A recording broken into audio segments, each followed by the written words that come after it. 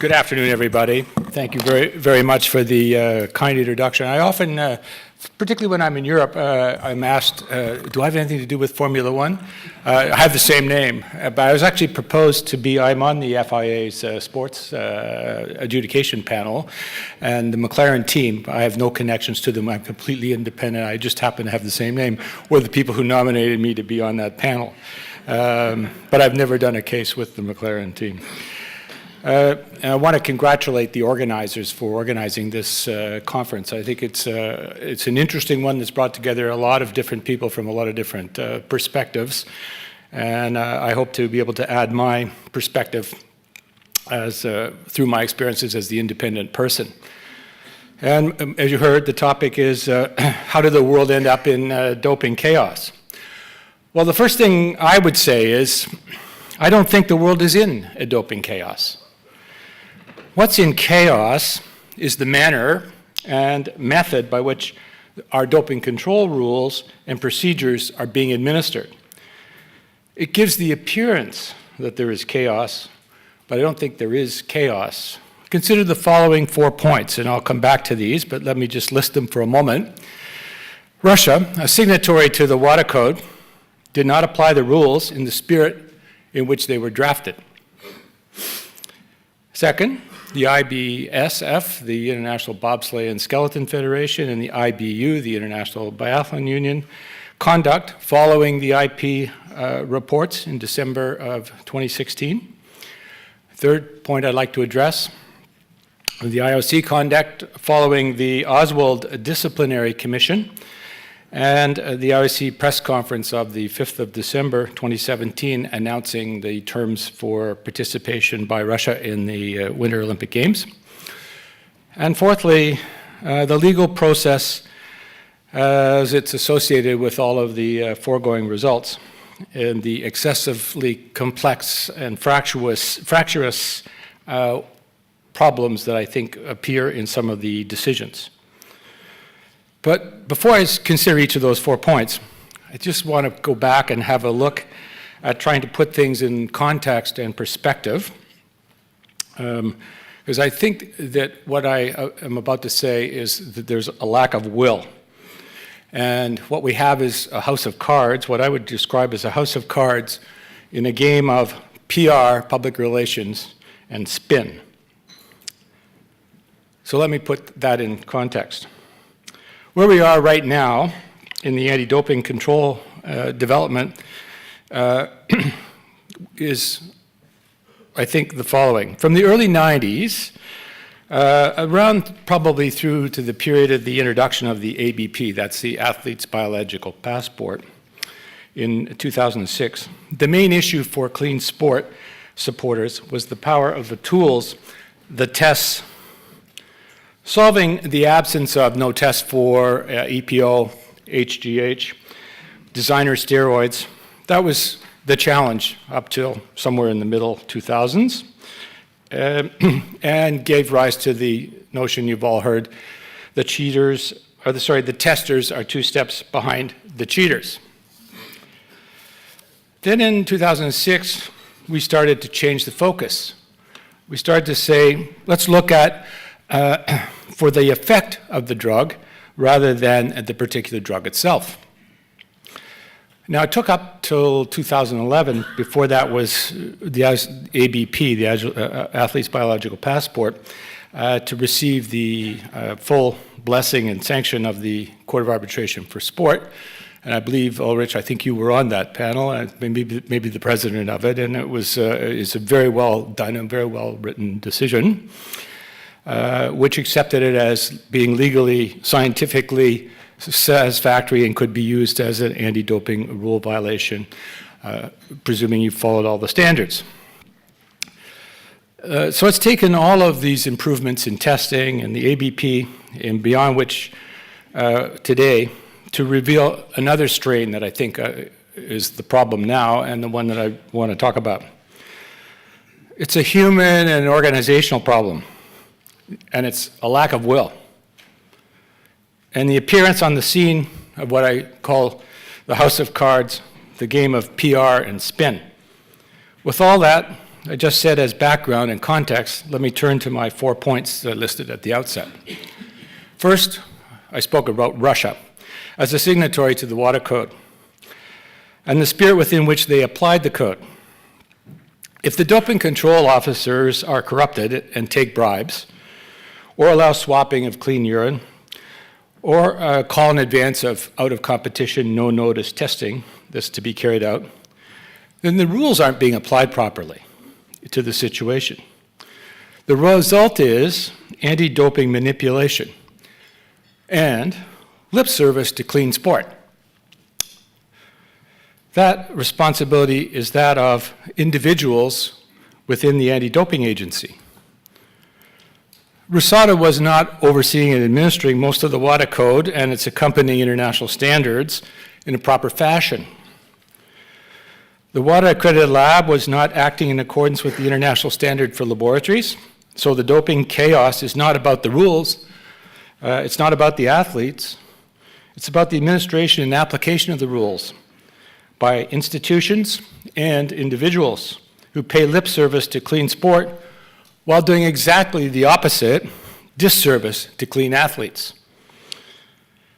What the Russian investigation reports of the independent commission, the IC, and my reports as the independent person reveal is a complete absence of integrity and accountability to the world community of sport. But it's not just a Russian problem. The problem is across all sport. There's a real challenge now, I think, to the integrity and lack of accountability because what we see are the worst practices that can possibly be the case in governance. The Russian situation is just an extreme example of which underscores the problem. Integrity and lack of accountability play a role in the problem of chaos. Integrity and accountability are part of the larger issue of the role of governance in the international federations. Thus, governance, as well as also playing a role in the problem of chaos, the systematic change, for example, in very senior personnel, such as presidents and general secretaries, whose terms are not limited, result in no systematic change in organizational personnel. Simply, they stay too long. The only president since inception of the IBU in 1994 is the one who is now under investigation after 24 years in power. Sepp Blatter and Lamine Diack are further examples of excessive longevity in their roles of being presidents of an international federation. Individuals and what they do are the problem, not the rules. Let me turn to the IBSU and the IBU conduct following the IP reports in December 2016. IFs and national sporting organizations are, in some cases, taking advantage of the fact that in most domestic systems of law, there is considerable deference by the national legal system to sports organization autonomy. Sports organizations, or what some of you might call not-for-profit organizations, are not held to the same legal standards as other corporations. This deference to their autonomy before the law creates within the sport organization arrogance, intransigent behavior, and the notion that the organization knows best and the athlete ought to just recognize that and submit to the NSO and its demands. Now, the sports legal arbitration is one of the sports legal system is one of arbitration. And it's there, you heard the description by Ulrich of the arbitration system as CAS has operated over the years. It's there that the autonomy of the sporting organizations, which is granted to each sporting organization by their own domestic laws, can be held in check, for the domestic law defers to the sporting organizations and only imposes some kind of action on them unless or until there is potential criminal or other severe conduct as was the case with the IAAF and with the IBU in terms of recent examples coming out of the reports. The arbitration system in use throughout sport is not doing a good job of holding the NSOs and the IFs accountable. This is reflected in the doping jurisprudence, as well as elsewhere in the various sanctions, actions, and adjudications of those actions by the arbitration system. Let me turn to my third point, the IOC conduct following the Oswald Commission reports and the press conference in December 2017. The unwillingness of the IOC to deal with the Russian investigative reports, in contrast to the actions of the IAAF, WADA before Rio, and the International Paralympic Committee, illustrates where we are in the chaos arising from doping issues. Doping has become an inconvenient truth. If, on the one hand, you have to proceed to prosecute an anti-doping rule violation, and at the same time, you're trying to develop the business or commercial side of sport, there's a conflict. To the extent we have chaos in doping issues, it is because of that conflict and the resort to what I would call the house of cards and the game of PR and spin. Instead of holding sports organizations accountable for their actions, and, where appropriate, countries as well, the solution sought is not strong and robust governance and accountability. It is a game of PR and spin, the house of cards game. Finally, let me turn to the legal processes of what's come out of the three other points that I raised. The Federation for Skiing, FIS, provisionally suspended cross-country skiers and illustrates the point.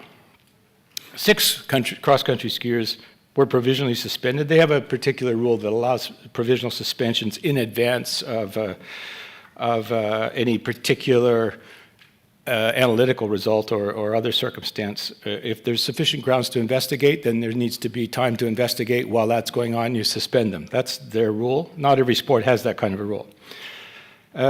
So they provisionally suspended because these skiers were named not in the report, but in the information that was supplied by the IP through me to WADA and then on to the federations.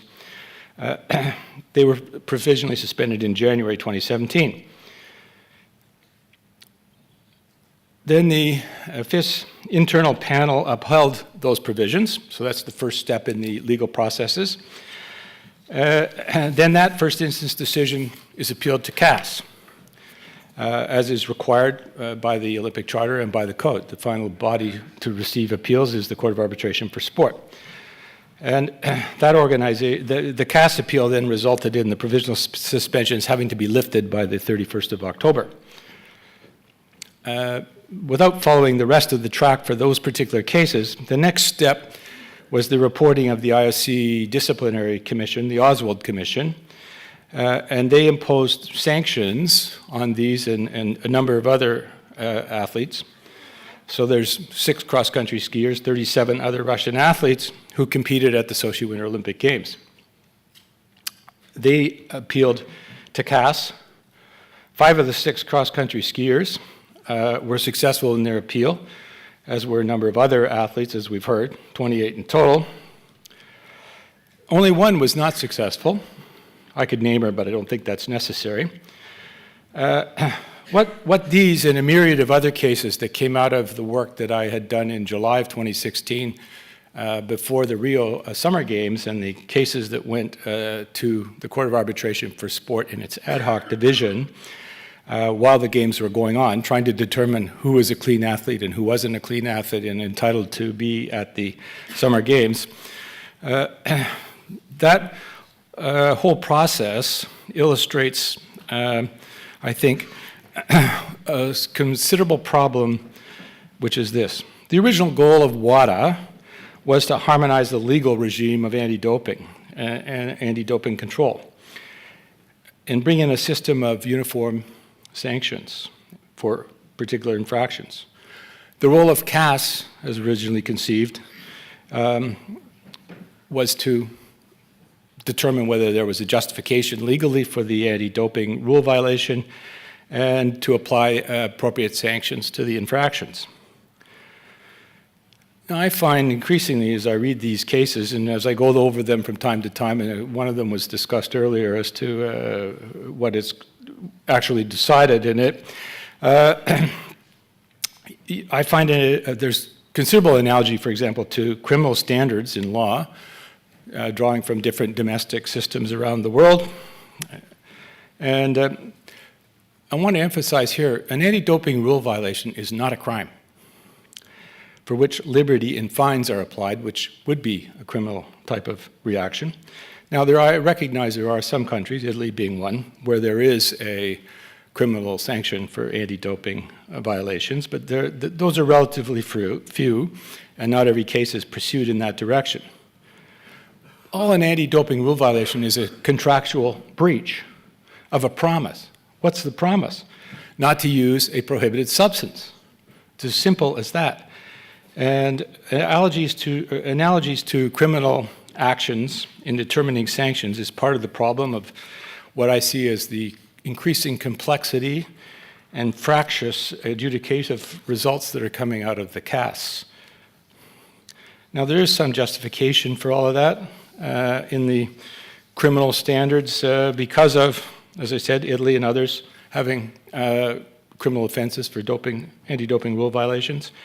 But I think CAS really needs to get back to its roots in terms of applying basic fundamental concepts which are independent of the influence of various domestic laws, and that was emphasized by Professor Haas when he was speaking. And therein will be a contribution to the clearing up of this chaos that I think exists. It's not that the rules are a problem, it's the people and how they're administering it. So what's the solution? Well, I don't have any better answers than probably anybody else in this room, nor do I have any particular special insights. Is it the International Testing Agency? That new sports organization is in its infancy. It's supposed to address this conflict between the lack of will that sports has because of their commercial interests versus the pursuit of their doping obligations. But doping is an inconvenient truth that spoils the spin and the PR. The ITA might address the situation, but it has flaws, as others have already pointed out, of the current system of too much external control by its funder. Athletes, coupled with sponsors, are the best solutions in my view. They have the greatest stake in clean sport. We need to step back and look at the system that we think is in chaos. Athletes need to lead and sponsors need to fund. Then one has to realize that self-reform is harder to achieve than externally imposed reform, with perhaps the exception of the IAAF and the comments of David Hammond, which I think is an exception in terms of any other international federation. The current state of affairs cries out for reform. But generally, that reform is about human beings who will have the will. We need the external force. Where does that come from? I think it comes from the athletes. And conferences like this one are how reform should progress. Thanks.